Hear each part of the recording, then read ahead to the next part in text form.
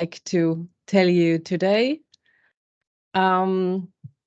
So my lecture is actually, as Jack already told you, a continuation of my previous lectures.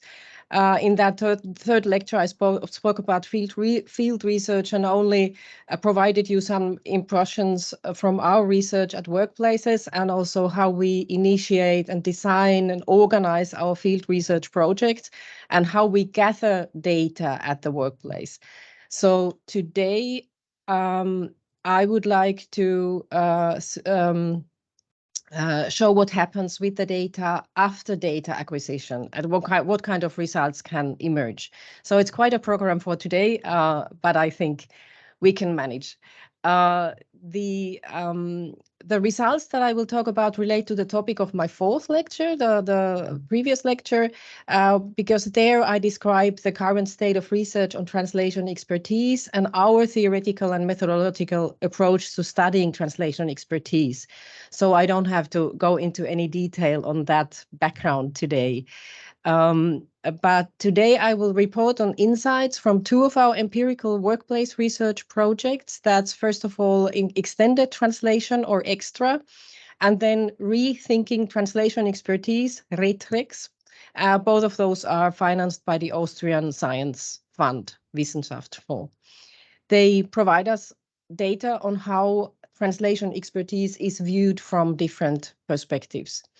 And I really want to stress here that I have carried out my research here with my research group, and especially the topics of today's lecture with Daniela Schlager, one of my colleagues and PhD students at the Socotrans research group. So she's my co-author here all the time, kind of talking with me, or I am her co-author giving this lecture. Okay, now to the methodological part of my talk, the data analysis. So once the data have been collected and transcribed and anonymized and backed up and so on, data analysis follows.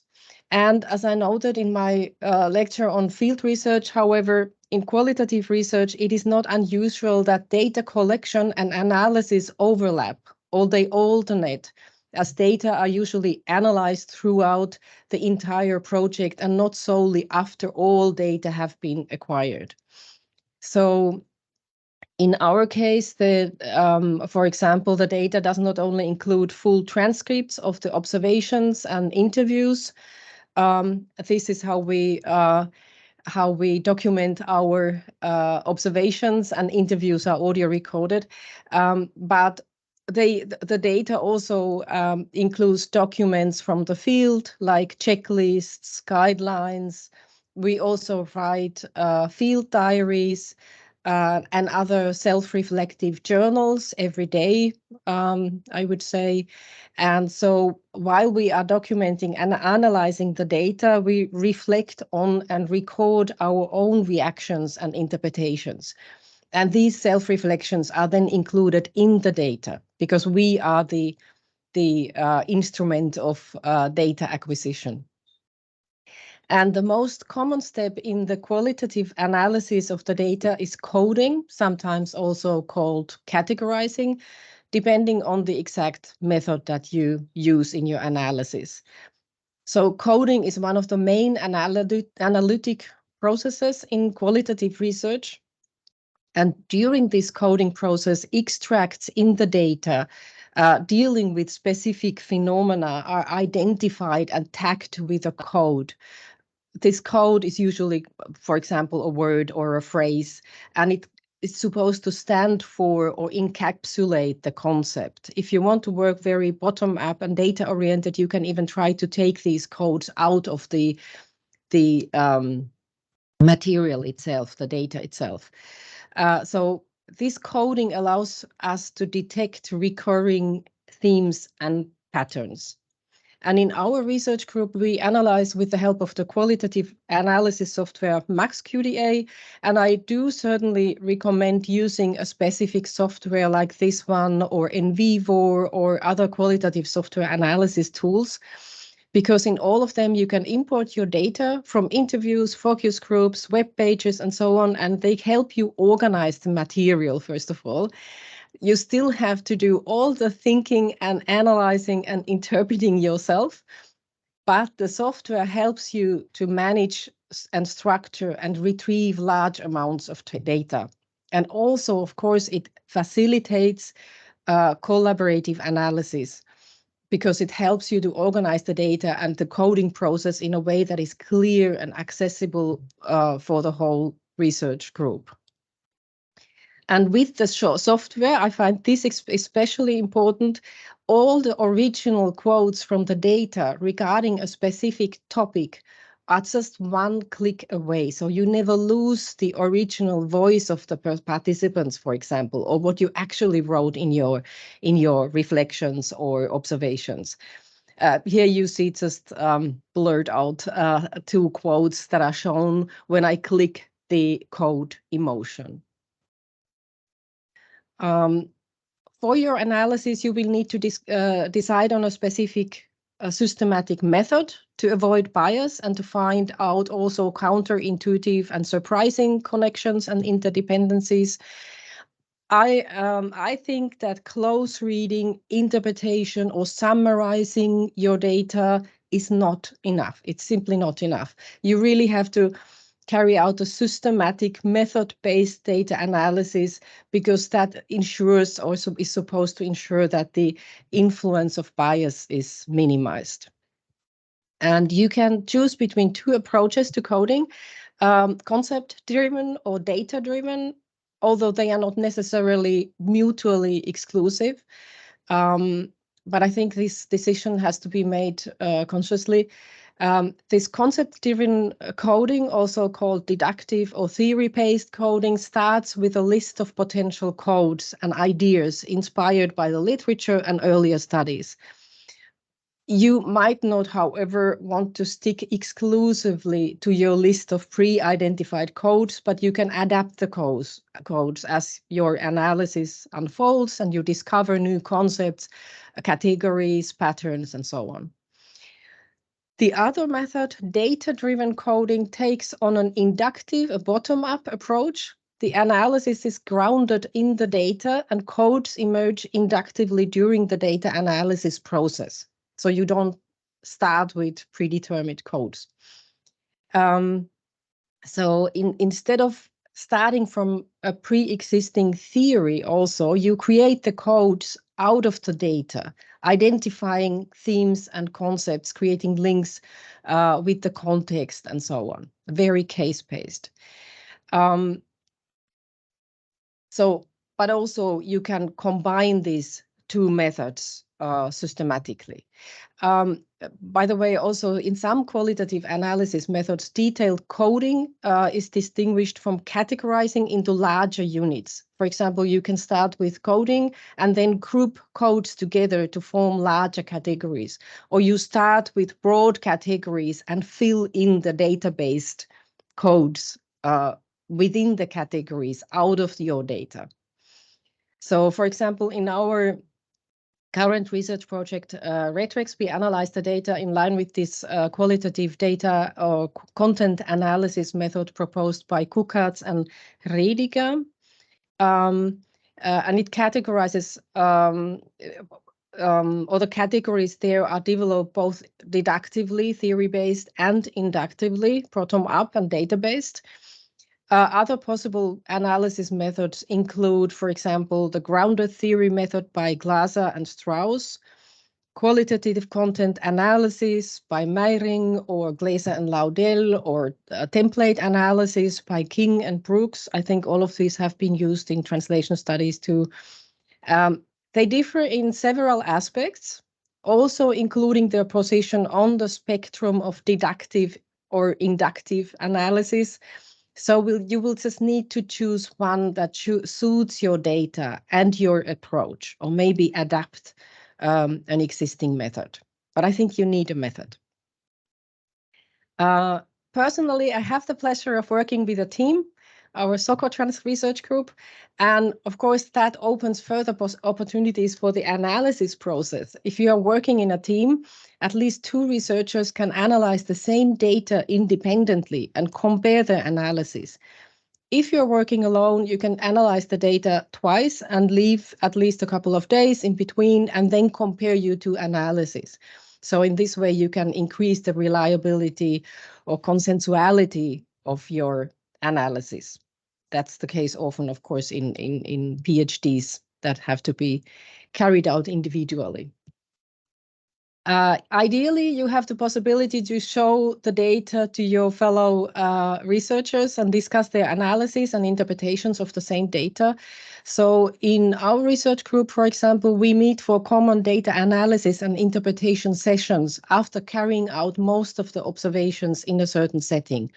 And for example, before we start to conduct interviews there, because that helps us to apply that kind of self-reflecting and dialogic approach. And it really always provides with new insights, new concepts, new ideas, questions, and so on. Like Flick notes, researchers themselves are an important part of the research process, either in terms of their own personal presence as researchers or in terms of their experiences in the field and with the reflexivity that they bring to the role.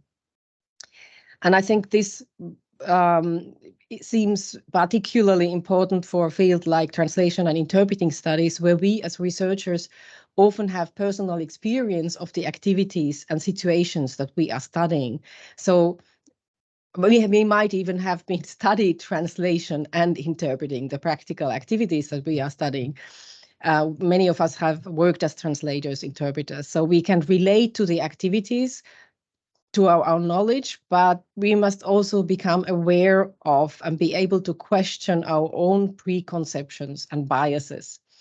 So especially in these common interpretation sessions of ours, I always realize how for us this research process has really become a deep learning journey for all of us. And this learning journey of research projects is not over until you have hopefully communicated on your results to the scientific community and maybe also to students, practitioners, the general public. So the next step after the analysis is to present and publish your results. This is always a challenge, and presenting and publishing, writing the results of qualitative field research has really its specific challenges, because describing complex cultural, social, cognitive processes and situations appropriately can be really challenging. It has been discussed extensively in qualitative research. So it led, for example, to the crisis of representation, as it is called, in qualitative observational research. Among other things, the crisis of representation refers to the problem whether a researcher can ever adequately describe the complex reality of a group of people or a person. Is there the interpretation of the researchers in some way true? Does it mirror reality? Whose reality? So today, rather than striving for a correct interpretation, so one single correct interpretation, this diversity of views and reflection is emphasized. There will be different views within the group that you are studying and within the group of people that you are studying with the community of researchers. If you are very strongly constrained by institutional publications policies, and if you have the necessary, if you're not very strongly constrained by institutional policies, and if you have the necessary resources regarding time and funding, I would recommend really abundant presenting and publishing. Present your results on regional, national, international conferences, workshops, both science to science and also science to public. Also, if possible, publish your presentations and further results in peer-reviewed quality journals and volumes, of course, preferably open access, to lower these barriers to academic knowledge and to increase visibility also. But I'm not really a fan of extremely strategic publishing and following a predetermined plan and only publishing in certain journals. I'd rather consider every opportunity to communicate on my research. And I think especially in the beginning of your career, every presentation, every publication offer is a great chance to communicate on your research and on your expertise. Right. So much on how to analyze your data, or how we analyze our data, what happens after analysis also. Let's now come to the topic of what kind of results can emerge. I will report on the results of 2 of our research projects that deal with the practitioner and employer views on translation expertise. In this extended translation study, we used interviews and participant observation to study translators and translation project managers directly at their workplaces. And to capture their discourses on translation expertise, we analyzed the translators and translation project managers' notions of translation expertise. Here in the first project or analysis, we applied a concept-driven, a deductive approach, as opposed to this data-driven inductive approach we used in the second study that I will talk about. And in this second study, we draw on the data acquired in a pilot interview study for our ongoing Retrex project, Rethinking Translation Expertise. I will report on our insights on the criteria that are used by employers when hiring in-house translators for translation departments and translation agencies. So following the research agenda that I presented in my previous lectures of this CETRA Summer School, my research deals with translation and translation expertise in the field and from the EMIC insider perspective. And we study expertise both from a lived work perspective, as a dynamic collaborative activity, and also as a social construct that is implicitly or explicitly based on different criteria of what makes a translator. That is that kind of a translator identity and status. And we see these 2 dimensions as the 2 sides of expertise performance. In this first project, extra project, we examined how constructs of translation expertise are expressed in cognitive translation process research and in translation praxis. And in this study, we adapted that kind of a theory-based deductive view to capture the different discourses on translation expertise. We follow Venkula here, and we divide the epistemological positions into 3 main categories, which is not, of course, a shortcut, a very broad summary of possible epistemological positions. But we used 3 categories: empirical positivist, hermeneutic constructivist, and pragmatic cooperative. And this categorization stems from the area of epistemology, the theory of knowledge that investigates the nature and origin of knowledge, asking what can we know, what does it mean that we know something, if experts have expert knowledge, what do they know, how can they justify their knowledge? Is it somehow different from how or what laypersons know? And if so, how is it different? So I will first very briefly describe these 3 analysis categories that we used in the concept-based study. Empirical epistemic approaches assume that knowledge is based on sensory experience. And combining this with the positivist notion means that you also assume that humans can potentially recognize and perceive the truth, the correct understanding about the world and its properties as such. So empirical positivists regard knowledge as objective. Knowledge is valid, independent of the observer under certain conditions, so that is taken as possible. This approach is rarely encountered in this extreme form in translation process research literature. The depiction maybe of the translation process by Schäffner and Karl and Scheffler and others is, for me, an example, because here to translate includes the correct recoding of language inherent content. So learning the correct equivalents and rules and codes of the two languages is the basis for being able to translate. The hermeneutic constructivist notion of translation expertise, on the other hand, hermeneutics emphasizes the interplay of subject and object. We cannot register objective properties of the world as such. We select and interpret them based on our own knowledge. And translation is seen here as a decision and construction process. So translators ask for context, intentions, interpretations. They are also encouraged and expected to do so. And translators gain expert status precisely through their individuality. And also two different translations can produce two different yet equally legitimate and good translations of the same text. And I think several examples in current translation process research literature testify to a hermeneutic constructivist understanding of translation expertise. Severin Habsha-Davidson, for example, emphasizes the mostly non-conscious, as he writes, intuition processing involved in translation, of which only the results are consciously experienced. And of course, there's a known tradition of hermeneutic translation studies to beyond this translation process research field.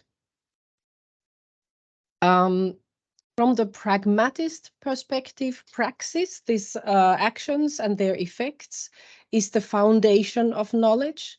So knowledge comes from praxis and the practitioners. And Charles Peirce is one of the fathers of epistemological pragmatism. Knowledge is our tool. It enables us to act and react and understand and think ahead, predict. It's not there to represent the world. The only thing that we can determine is its relevance for praxis. And when you combine this with the cooperative understanding of knowledge, this would also assume that knowledge is socially negotiated. For example, Angeloni and Marin Garcia found that translators and translation project managers emphasize interactivity with an adaptability to changing situational and social factors as characteristics of translation expertise.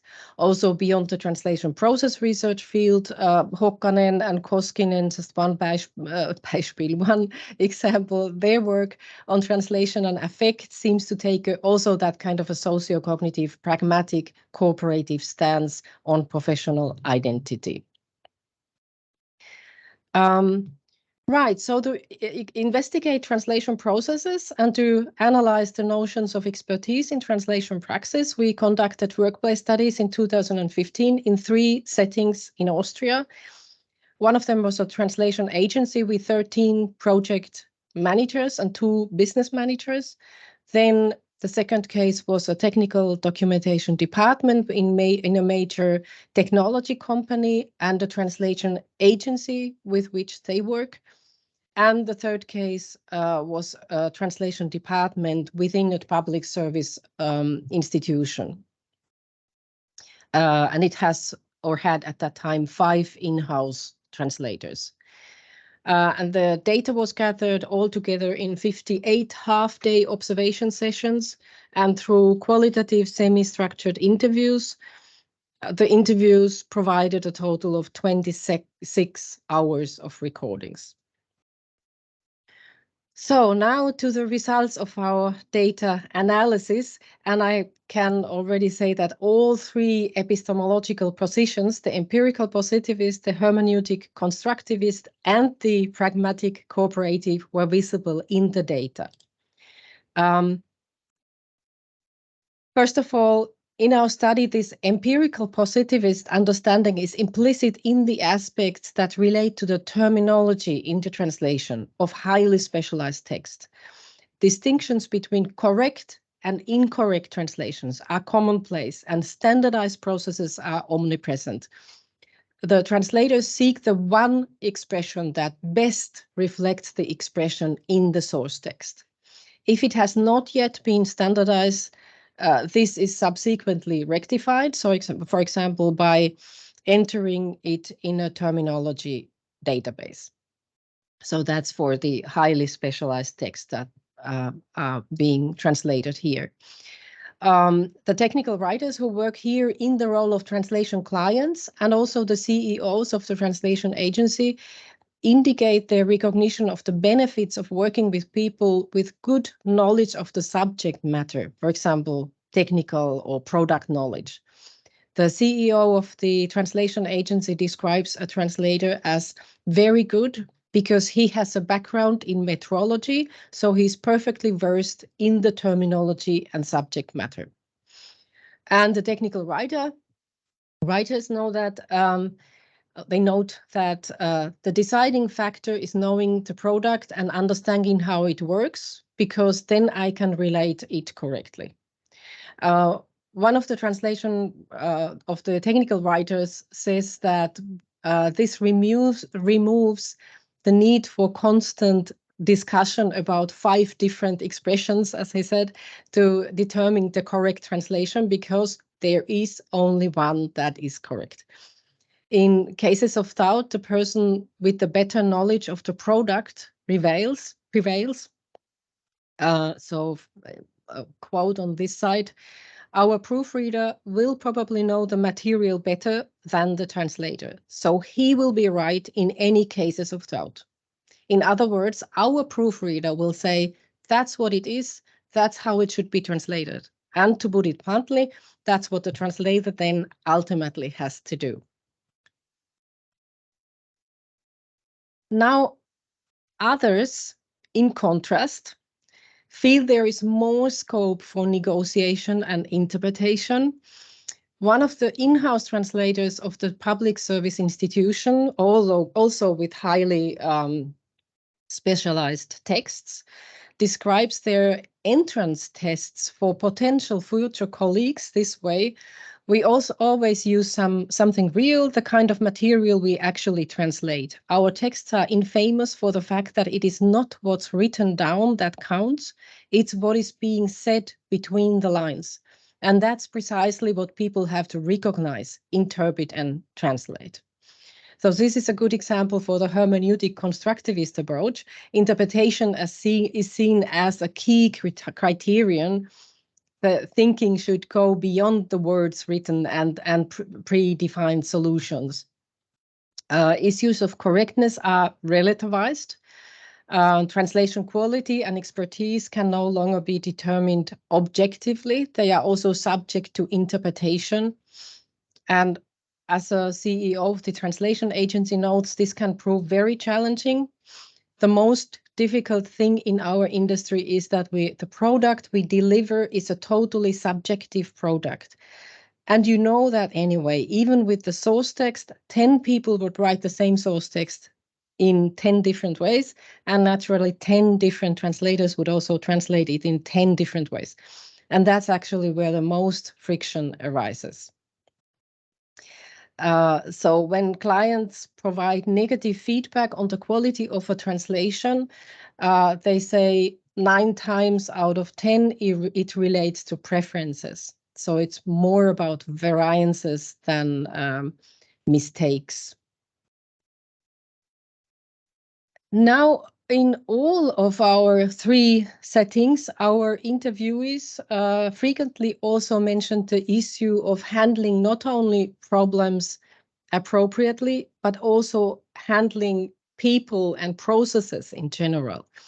And this emphasizes just how important this pragmatic cooperative notion of expertise is for translation praxis. Communication plays a central role in solving problems, maintaining relationships with clients and business partners, and completing orders quickly and transparently. How successfully a person communicates and cooperates seems to be an important criterion for recognition as an expert. The role of requests for clarification is especially interesting in this context. As a project manager at the translation agency notes, view on this subject differ. Some translators ask more questions than others. Some see this as a weakness, others as a sign of professionalism. So this project manager and the other participating CEOs and project managers, translators generally, view such requests as a sign of expertise. The same applies for some of their clients, while other clients, especially at the start of the working relationship, tend to interpret translators' queries as a lack of competence. And of course, the quantity of questions also plays a role in the estimations. Ideally, not too few and not too many. If someone never asks for any clarifications, then that really is a sign for me that they are not necessarily the best translator, versus sometimes you think they'll drive you crazy. It really takes you forever when you get a document with, I joke not, 150 question marks, and you then do something, sometimes think, wow. So too many questions can also be detrimental. Criticism often relates to inefficient working methods or problems that delay work. For example, late delivery of replies, disputes about style, forgotten or incomplete, defective documents in some way. And in return, reliability, punctuality, quick responses are frequently emphasized as positive, along with independent thinking, being accommodating, and so on. So accordingly, as one project manager called it, mega translators are those who keep to agreements and meet expectations without the need to remind them or having to constantly preach the same thing, as a technical writer, as a client said. These cost-effective and resource-saving work also receive explicit mention by the interviewees. Time and money usually take preference over other factors, including translation quality. One translator of this public service institution describes herself and her colleagues as obsessive puzzlers who like to deliver everything in really excellent quality. But in reality, they often have to accept that 80% maybe also enough, and is de facto often enough for the customer. And I think, well, I may have to draw a line here to meet the deadline. You might not always like it, but it's often the most professional solution because the time factor is often really more important. So too strong a fixation on the quality of the translation can even be regarded as unprofessional behavior if the situation requires something different. Quality in the sense of only the quality of the product and not necessarily the process here. So you can see this in this example. How high the quality of the text needs to be is always a bit of a balancing act. I can recall one French translator who wanted, I think, to win the Nobel Prize for literature or something. I had so many arguments with her. It was incredible. It was really incredible. So it ultimately comes down to translators having to accept the different constraints and work as the task and purpose require. One of the in-house translators said, this changing and adapting to the task at hand and so on, that's really what translation is. Considering the examples from our data in this first study, translation expertise could be regarded as the maximal adaptation to task constraints, as Ricardo Munoz Martin has written. The data sketch a picture of expertise in translation praxis that also resembles Angeloni and Marin Garcia's findings in some points. They particularly mirror the hypothesis that translation expertise from an industry perspective might involve a capacity to cater to different levels of quality demands based on task awareness while remaining optimally productive in the process. In this study, we applied the deductive top-down approach in our analysis. The analysis revealed that many of the individual statements, however, could not be clearly assigned to one category only. We had these three very broad categories, but still. So it was, for us, it was important in our second project to carry out really an inductive bottom-up analysis and to capture these indicators of expertise that emerge from the data. So in the second project and analysis, we started our research project Retrex by carrying out an interview study and analyzing the data inductively in a bottom-up manner. And this time we interviewed employers who hire in-house translators on their hiring criteria, and we analyzed their implicit or explicit conceptualizations of expertise. Because in this regard, Shreve poses the question, at hiring, how does the organization determine whether or not an individual is capable of practicing a particular activity at the desired level? And we concluded that statements about the selection criteria and hiring process are promising sources for investigating these constructions of expertise. The analysis focused on what translation or expertise, translation expertise or competence or professionalism mean for the employers. Which aspects do they consider most important? Which criteria do they use for assessing future employees? And is it possible to identify specific discourses or interests that lie behind those constructions of expertise? In this second study, we draw on 11 guideline-based interviews. The interviews were planned together with Susanne Holzer, one of our students who wrote her master's thesis under my supervision. The participants are a senior group of experienced translation professionals, and many of them serve as heads of the department, either in private organizations or in public institutions. And they represent both Austrian and international organizations. So I'm really proud and happy that they actually agreed to be interviewed.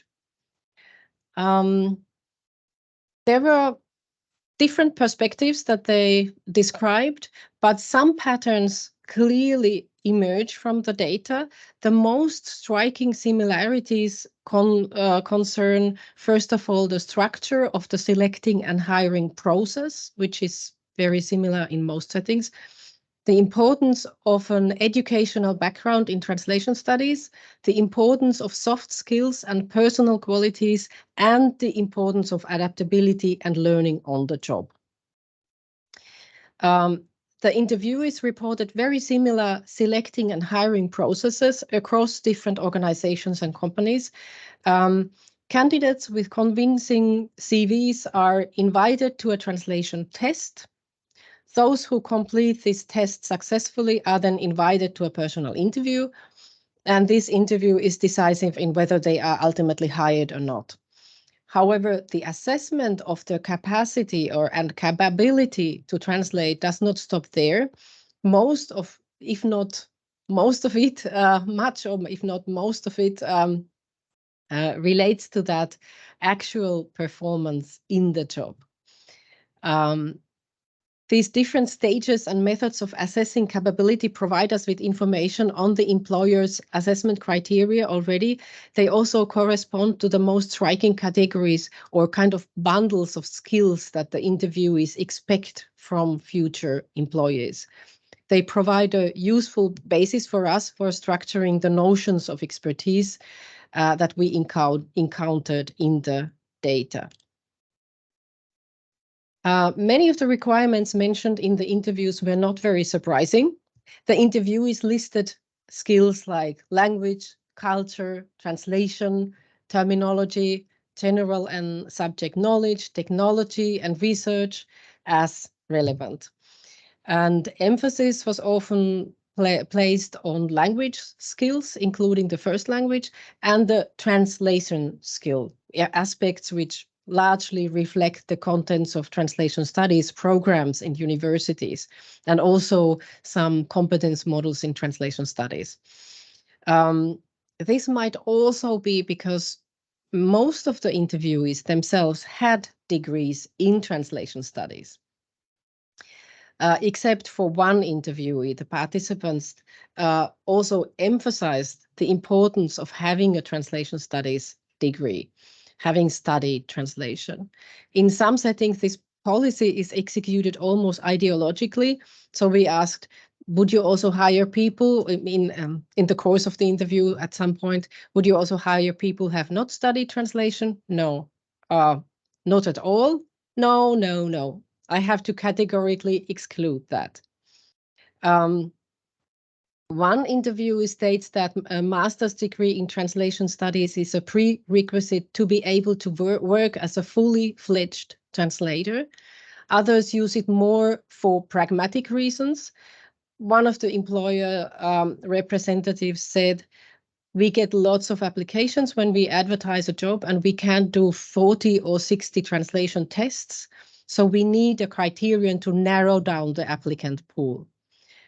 This does, of course, also depend on the organization's actual working languages. When it comes to languages of lesser diffusion, it is not reasonable to accept an educational background in translation studies.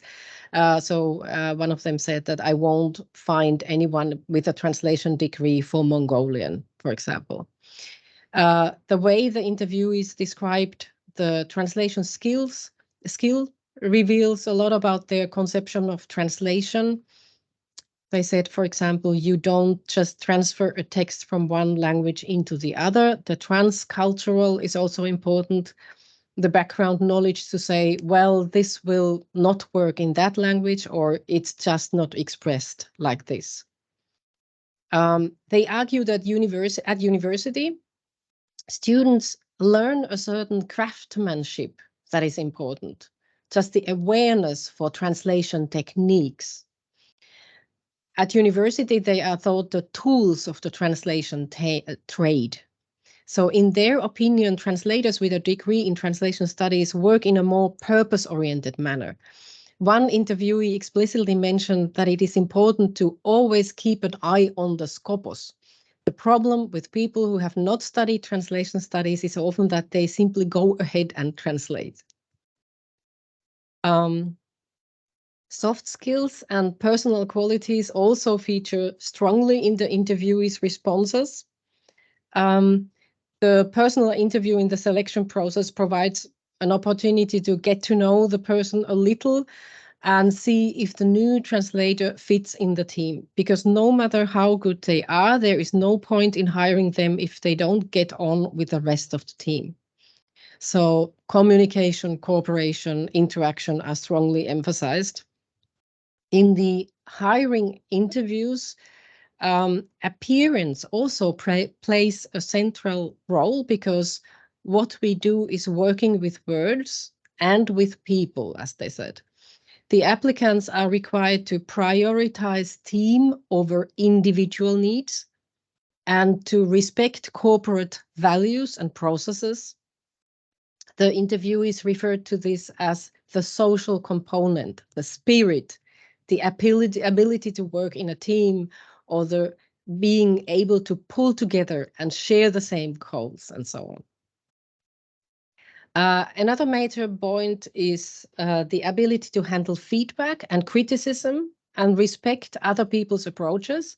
The interviewees talked about the importance of being aware of your own skills and also your own limits, knowing when and how to research and being able to successfully solve problems.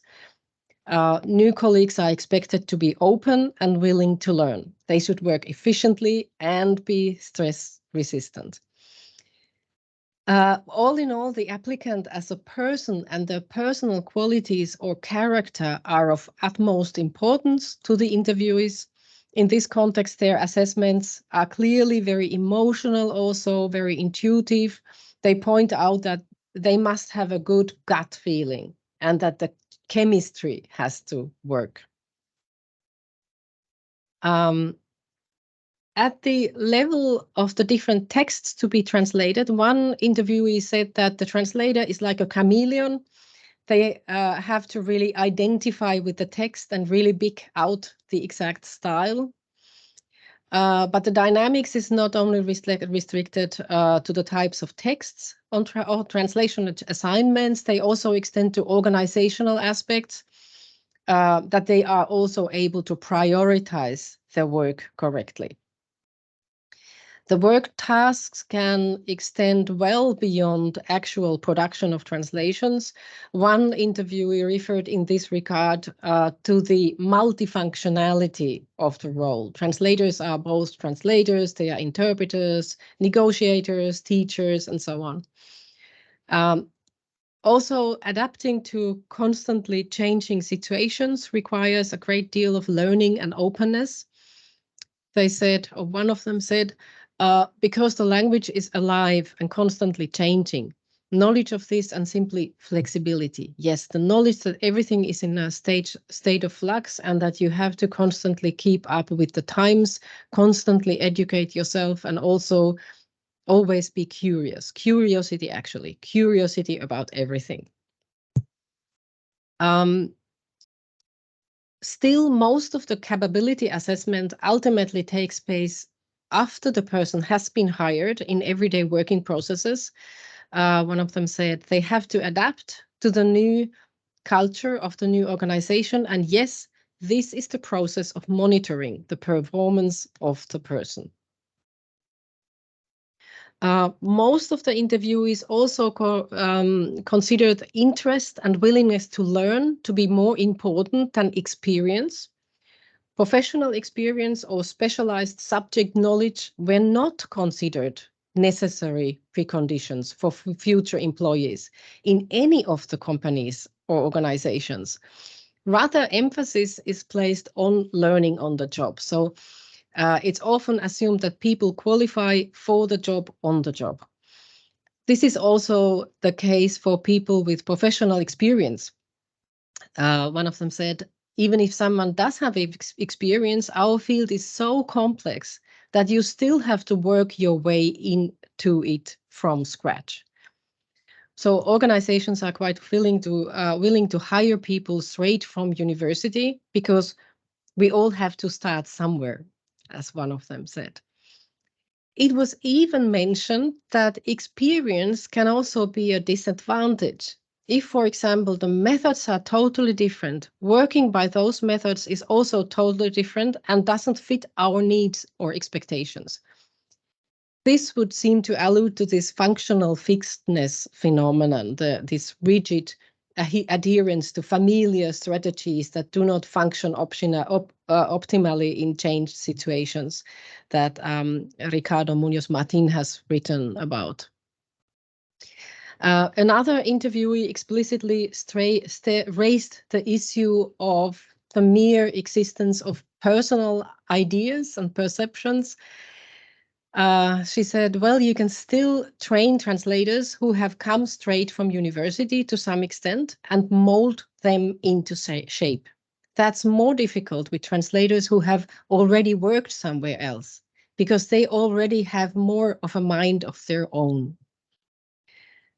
This training could be seen as an extreme form of the desire for adaptability, in which the power imbalance, of course, is evident. The employees should be molded in such a way that they meet the organization's expectations and that they are not conflicted by their own perceptions and ideas.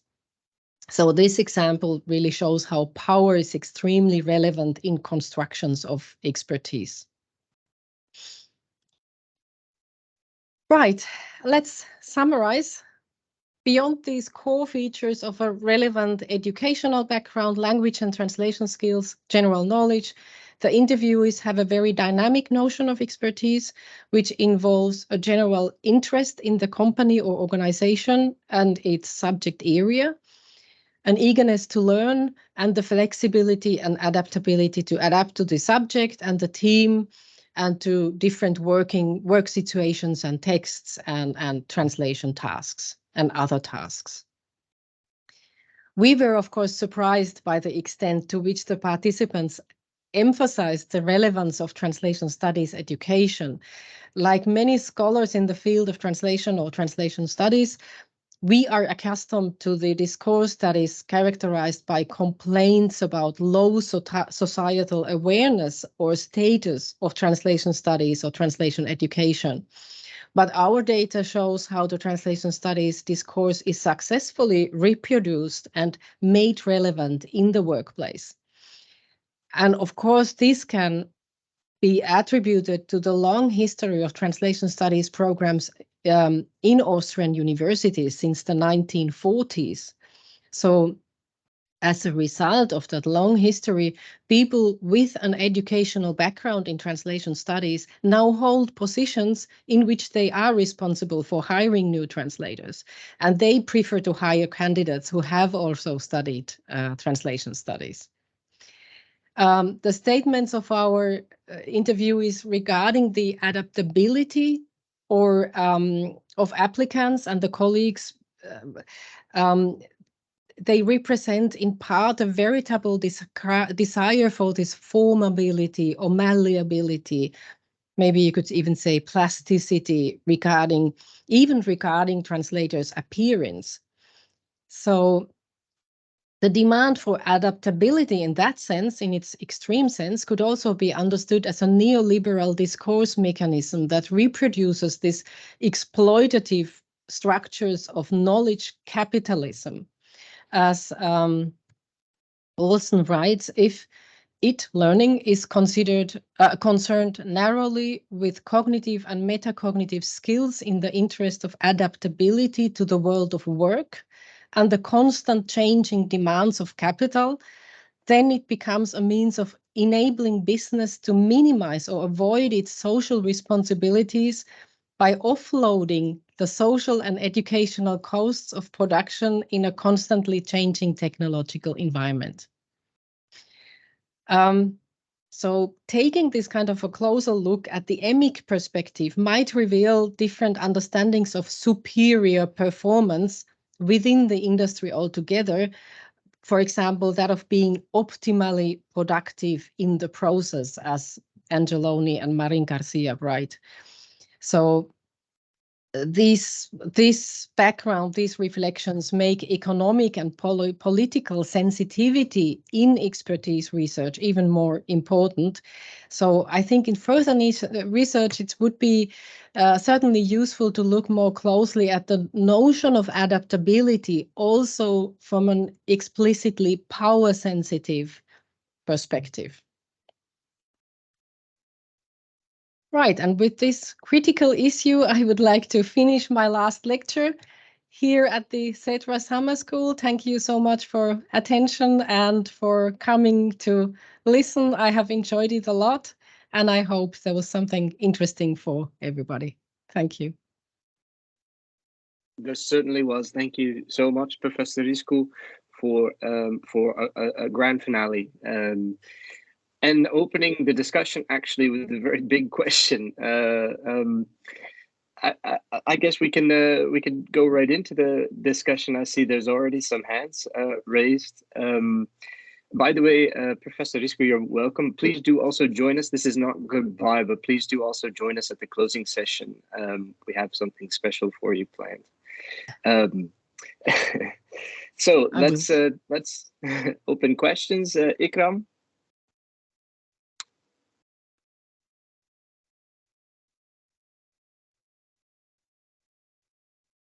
Ikram, do you have a question? Seem to have some mic issues. Yes, okay. So the question is in the chat. Can this approach be adopted to children's literature? Is his question. To children's literature. I suppose you mean translating children's literature. Yes.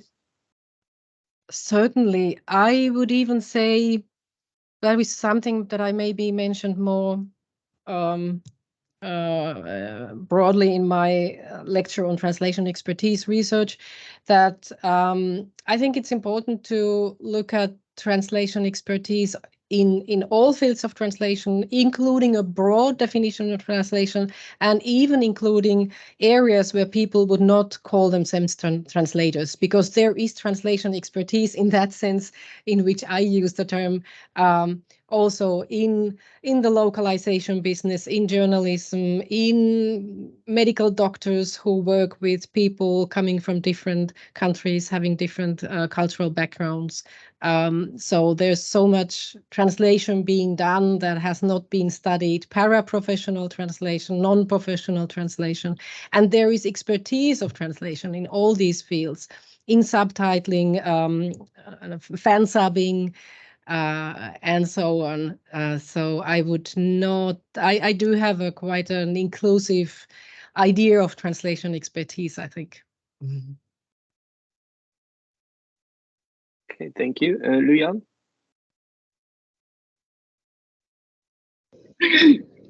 Hi, Professor Hanna Risku. Thank you for your elaboration on data collection and data analysis. And I have a question about interviews. So in the interviews with your participants, do you design questions in advance, or like it's spontaneous questions during the process of interviews?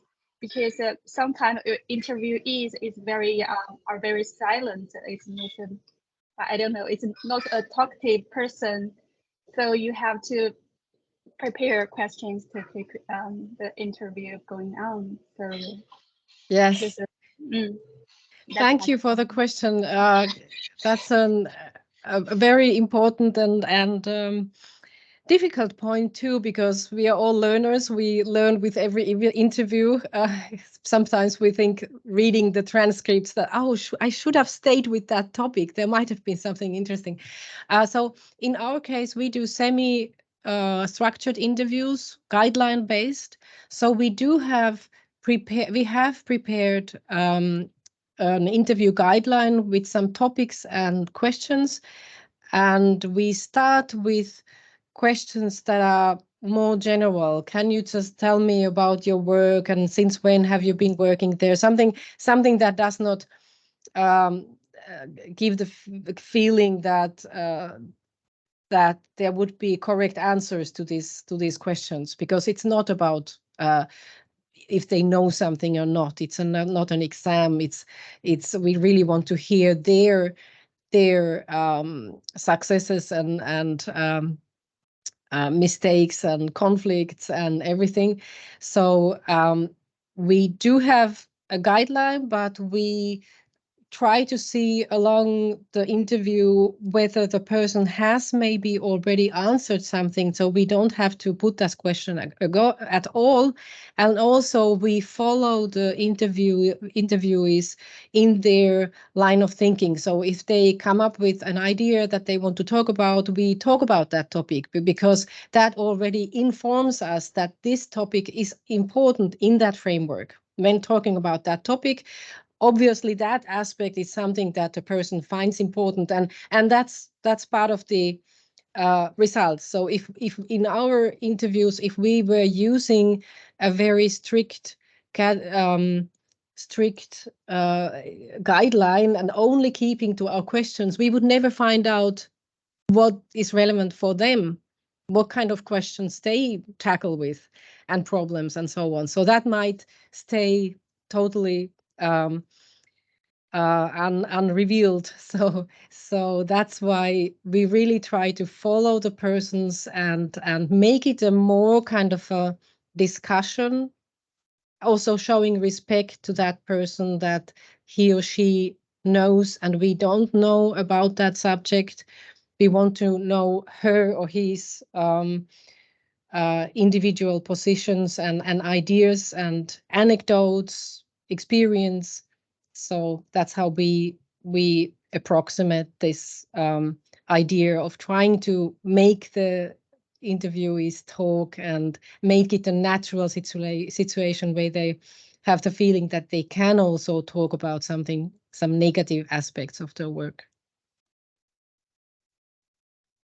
Thank you very much. Okay, and our discussion is picking up because there's 5 questions in the pipeline. Let's go to Stelios. Hi, Jack. Hi, Hanna. Thank you for this last and fantastic, yet again, lecture. I have 2 questions. One regards your initial statements about how people should communicate their research results. This is very important also for younger or young researchers, and it is something that has been puzzling me personally.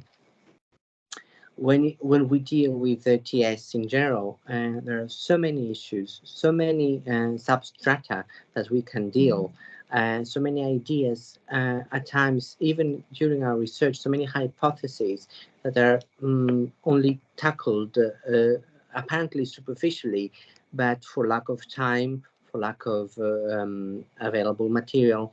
How can anyone, after all, present, communicate a result under all these sort of circumstances that are very, very realistic amidst an interdisciplinary sort of approach that goes hand in glove with TS? This is one general remark about the communication of the research results. And then going back to your translation expertise and all the very interesting points, I was wondering whether, after all, there shouldn't be a task-oriented translation expertise definition or an agent-oriented translation expertise definition. It seems to me that you cannot define expertise generally speaking. You cannot generalize, but you have to go into the detail. It's another, if we talk about expertise in the literary translation field, another in a technical or medical or, like even more technical expertise. Then again, there is, this is a task or field oriented, and then again, agents, they can define expertise according to their taste or their exactly scopus, what they are reaching at, primarily more productivity, regardless of the quality eventually or potentially. So I think these 2 ideas, task-oriented expertise and agent-oriented, be it from the part of the translator, the agent, or other institutions, may be interesting to explore. Thank you. Thank you so much. Yes, about communicating the results, I think what you're right, it's overwhelming. You can never describe what you observed because you observed so much and you were thinking your own stuff that in addition at the same time all the time, and we are writing notes and then we are trying to make these notes to explicit, intelligible, full sentences right after observation in order to keep the idea, what was it that I was thinking, what I actually observed. So you really have to do it immediately after observation. And also after interviews, we write certain reflections down, things that we think that might not become visible in the transcript just by hearing the audio recording. And of course, it's extremely difficult to decide what kind of aspects actually to communicate then, after all, in the scientific papers.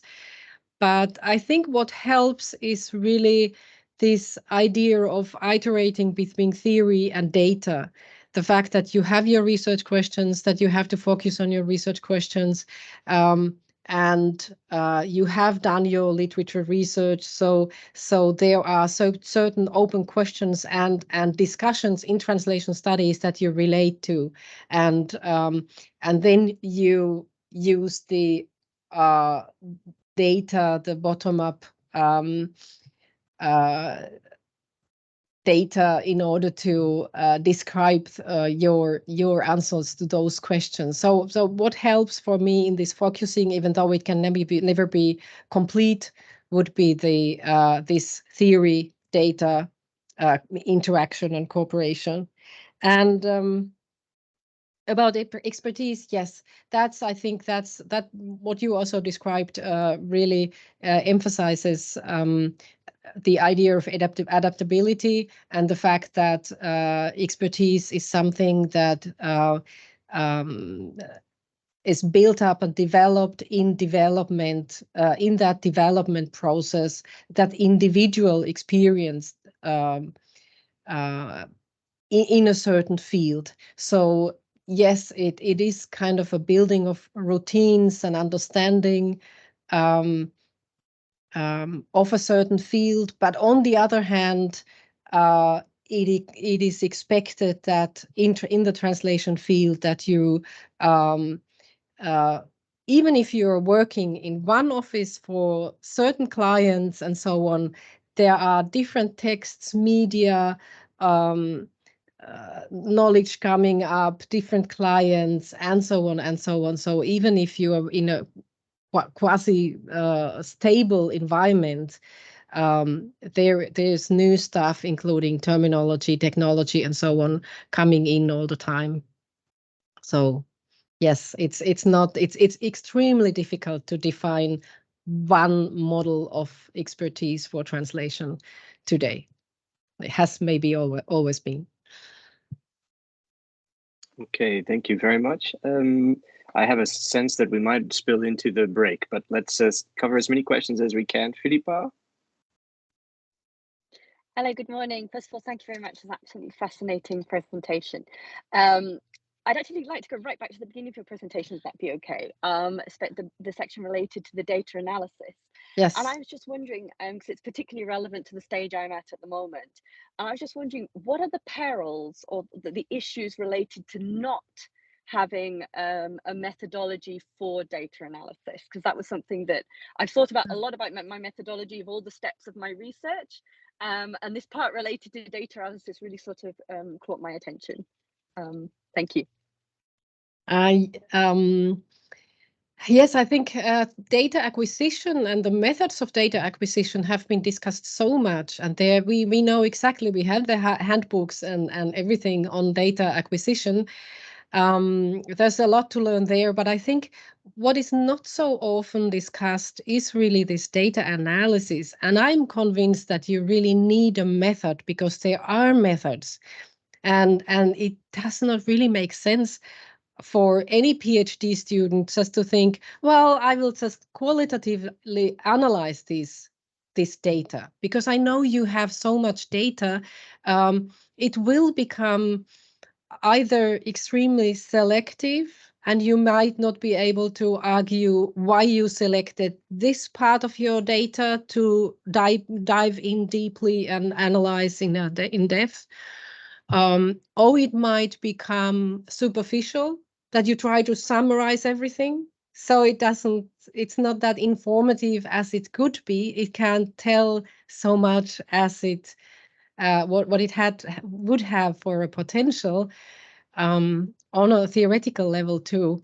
So, and also, as I mentioned, theoretical level, I think this is especially the database analysis, this kind of an inductive bottom-up analysis.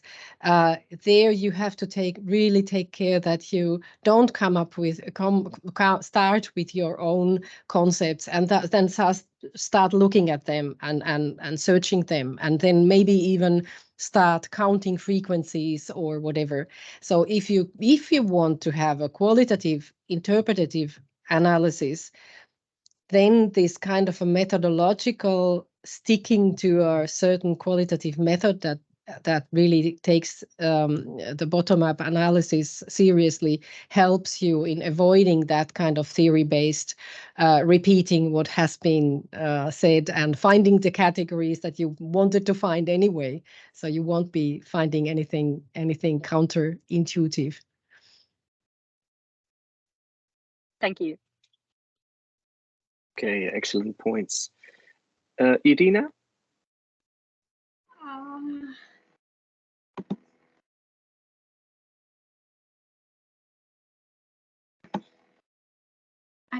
Can you see and hear me? Or at least hear me? We can hear you so far. Okay. So good morning, everyone. My question is quite practical. It really spoke to me. How do we deal with our preconceptions or biases in practice? And I have one particular situation because I'm a literary translator and I have to interview someone who has a very different view on the book I'm working with and has less background in translation than I have. How do we deal with that?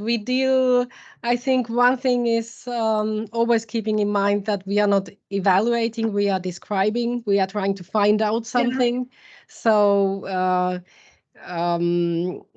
as soon as you find yourself saying that she should have done that, or there's something lacking here, or this is not the optimal solution, and so on, there you have to be really, really careful, because do you know what the optimal solution is? And the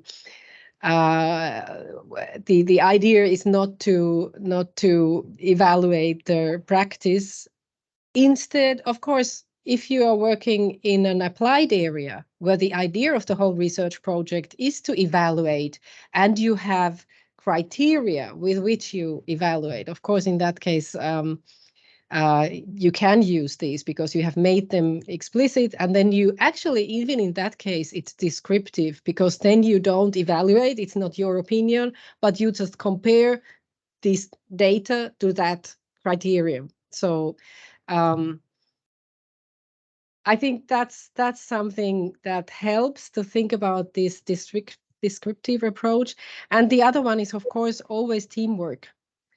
So I really see in our these supervision sessions and interpreting sessions that, or interpretation sessions, that we have seen different things in the data and just discussing them, and of course one of us has to be responsible for transcribing that, because it's really creative tossing of different ideas and reading between the lines, and it's important to write that down, and we realize how somebody might have seen something different in a passage, and then we go looking for other passages. What does that say, and does it confirm more this or that, and what's the spectrum of ideas that we find in the data?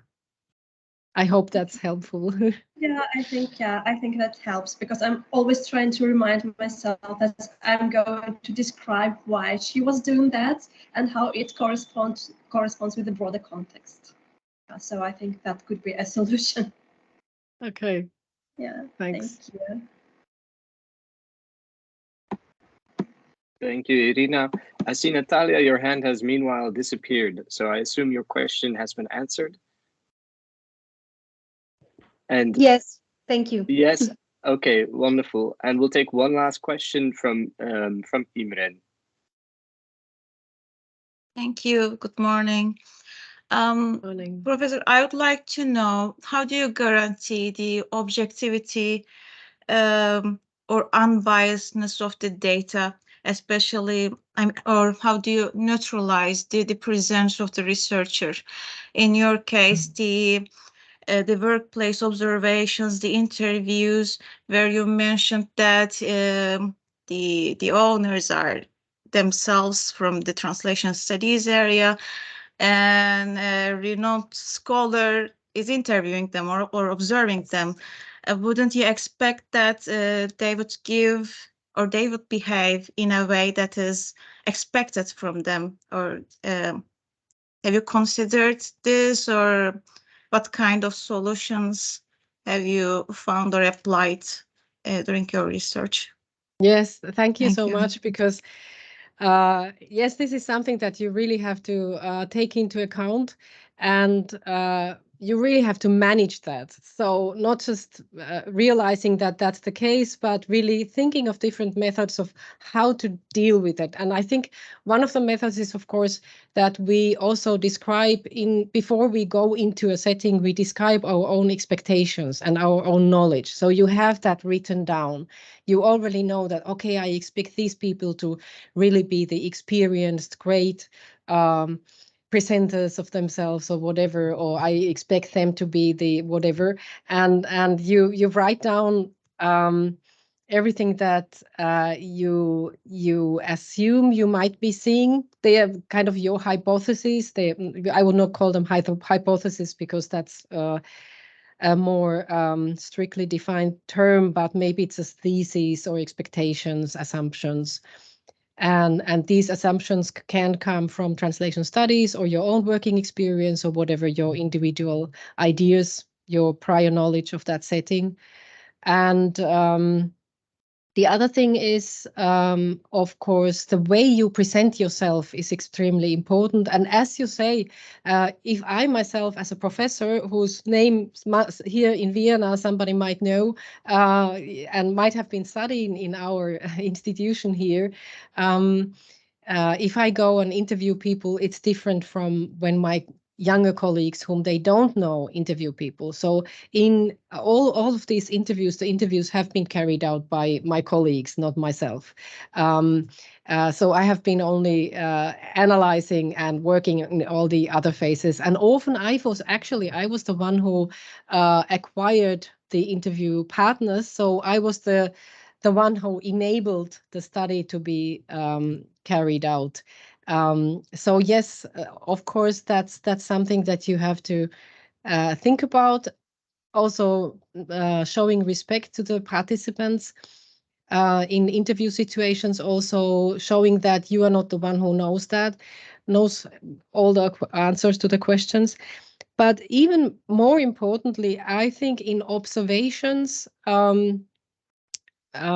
people really partly or almost always they forget that we are there. They just keep on working. Even the freelancer, I have been observing freelancers myself, and I remember once she suddenly kind of looked back and said, "Oh, I forgot that you are there. So I hope I didn't do anything stupid."